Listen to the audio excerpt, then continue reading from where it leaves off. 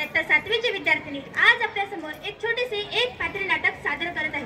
प्राध्यापक लक्ष्मण देशपांडे यांचे Guinness world book मध्ये रेकॉर्ड झालेले वराड निघाले लंडनला.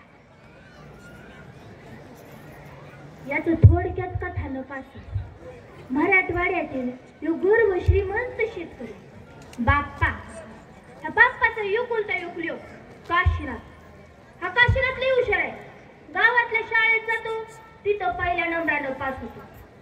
तालुक्याच्या शाळेत जातो तिथं पहिल्या नंबरात पास होतो. शहराच्या शाळेत जातो तिथं बी पहिल्याच नंबरानं पास होतो. पण तिथं त्याचं शिक्षण आटकतं.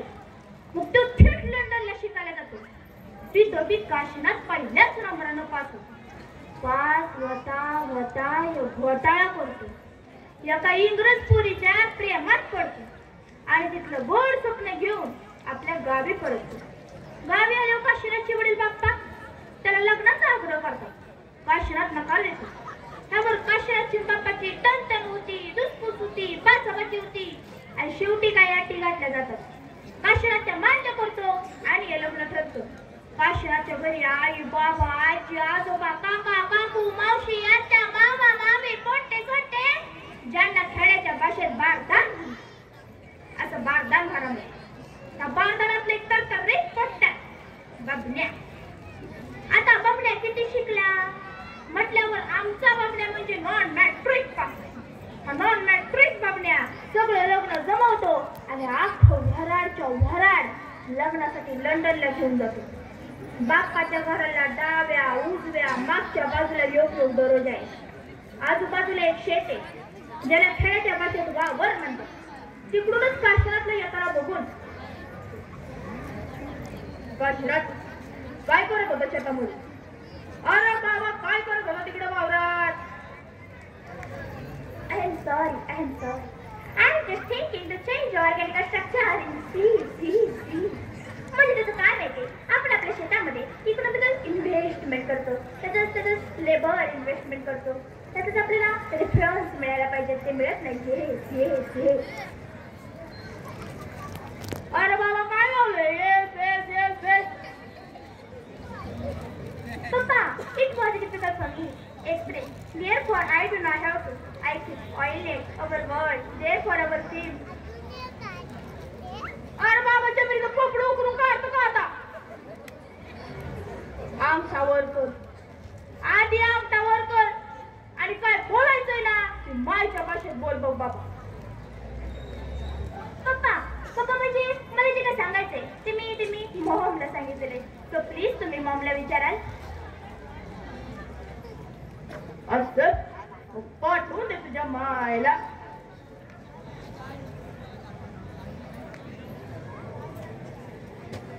अगं तुम्ही मला बघितलं का? अगं तुम्ही मला बघितलं का? अगं तुम्ही मला बघितलं का?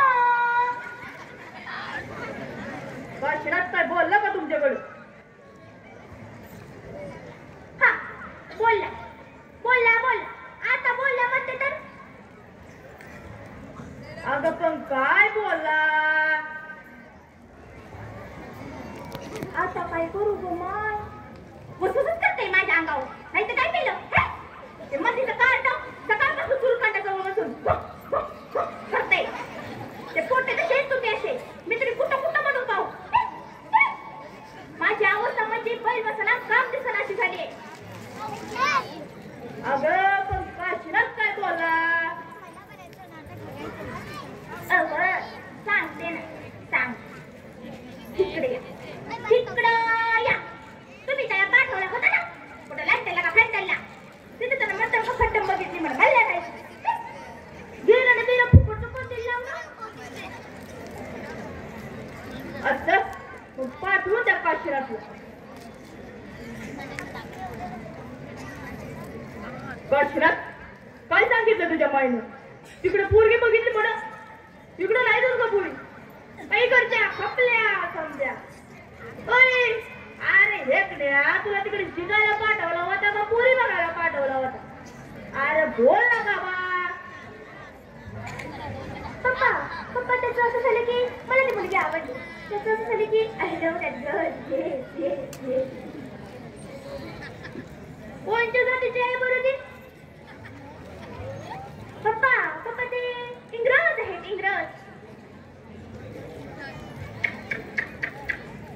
काशीनाथ डोक्यात नको काढून टाक.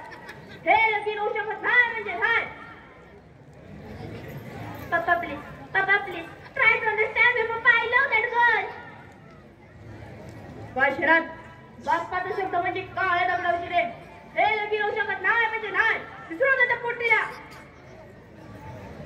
पप्पा प्लीज मी प्रेम करतो त्या मुलीवर.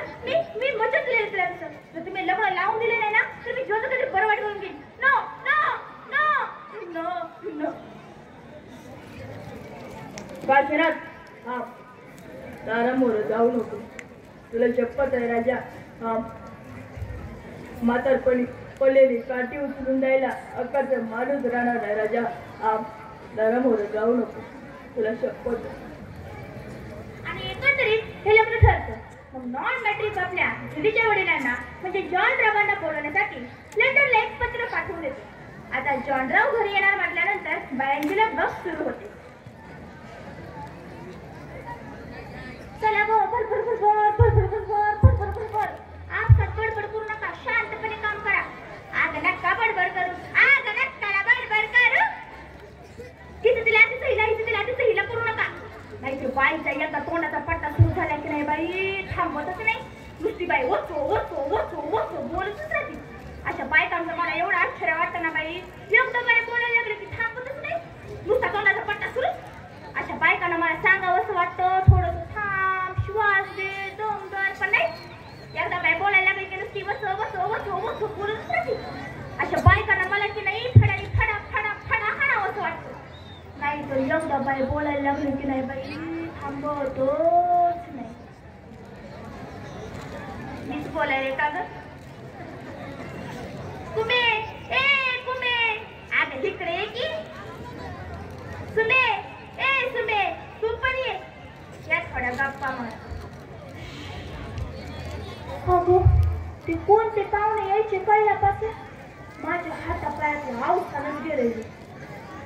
जी वस्तू घे ती गुळगुळूच पडायची. आता मोरीमध्ये गेले तांब्या घेतला बटकन खाली पडला. नुसतं छातीमध्ये थोड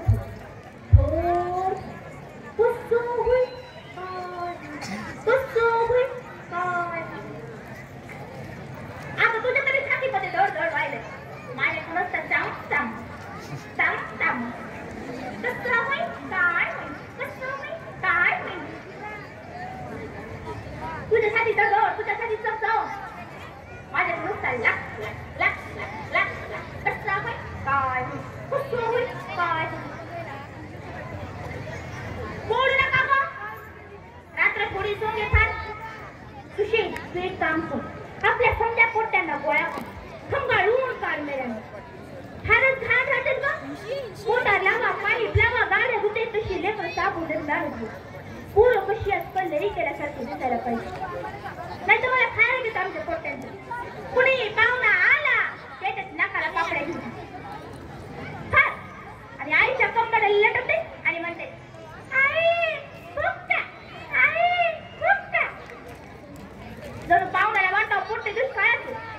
त्याच्यामुळे त्यांना खाऊ पिऊ घाला. त्यांच्या खिशात रुमाला द्या दसते द्या. ऐका ना वंस मी काय म्हणाले ऐका ना वंस. मिस्टर चहा वाजत येणार बरोबर कामाची तयारी उरकून घेऊ. आम्ही इकडे स्वयंपाकाचं बघतो तुम्ही तिकडे पैठणीचं बघा. सगळं व्यवस्थित करायचं. ऐका ना वंस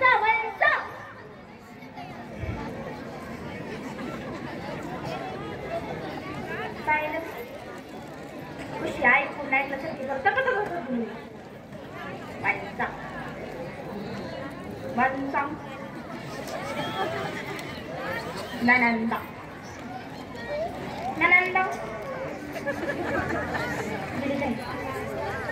गेली बाहेर.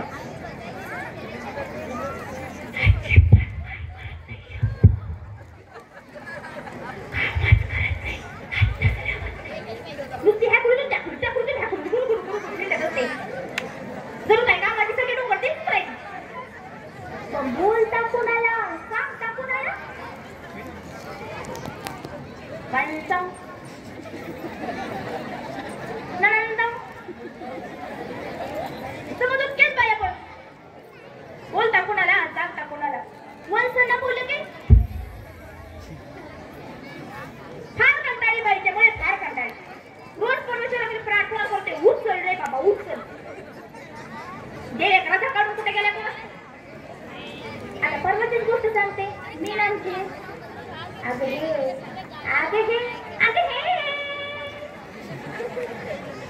जन्मोजन्मी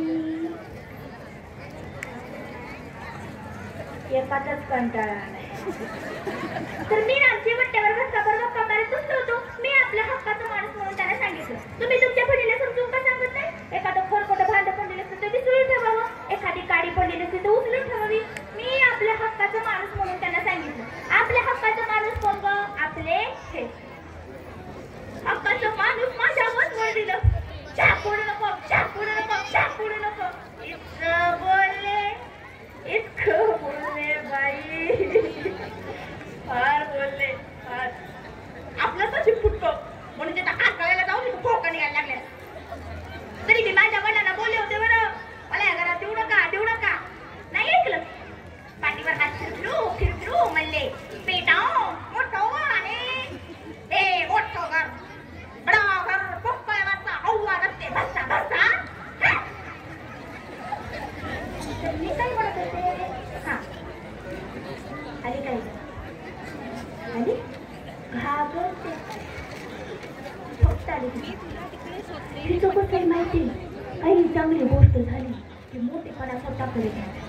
कुठली गोष्ट घडू दे मोठेपणा स्वतःकडे घ्यायचा. काही झालं माझ्यामुळे झालं, कुठली गोष्ट घडू दे माझ्यामुळे झालं. आता परवाच्या दिवशी आपल्या घरामध्ये सत्यनारायण झाला. अगं सत्यनारायण अगं झाला का नाही?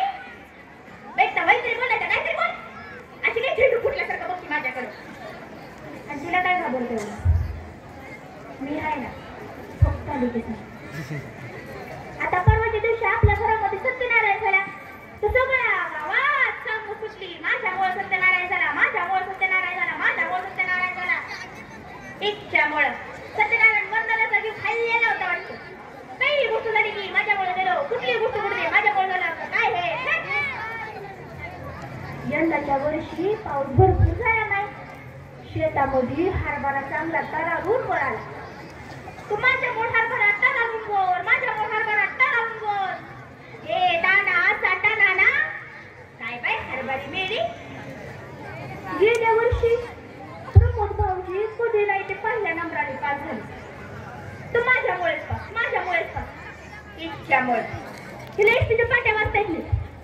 मी असं उलट वाटत. तिच्यामुळे कधी काय चांगलं झालं तर मेली. अरे एवढंच काय तुला वयसनं लेकरू झालं. नको ग बाई नको. बाई कशाचं श्रेय घेत